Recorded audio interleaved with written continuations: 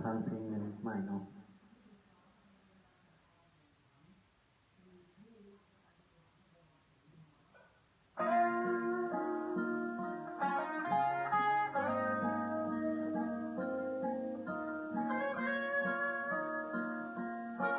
เพลงไทยเนาะ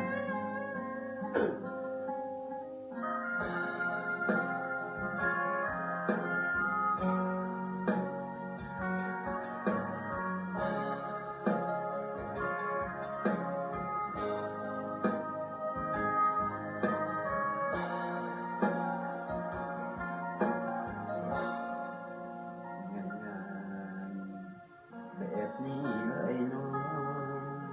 ทิ้งกันโจจังสิก็ได้เนาะคนหักเอาหักแทนกันมาตั้งโดนใครเนาะมาคนมาพันลอยไปแบบบ่มีเขาโทรหาบ่เว้าได้ไปบ่อ่านเลยนางตั้งใจบอกอายจะขอฟ้องทางก็โทษแท้นาถึงใจ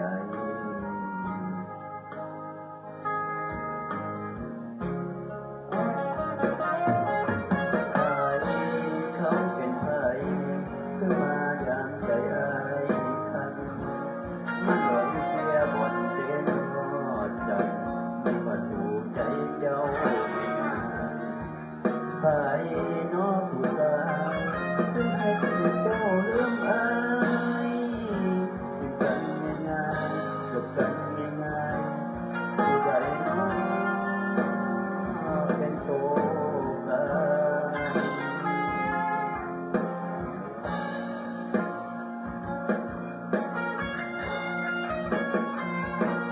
ไม่นา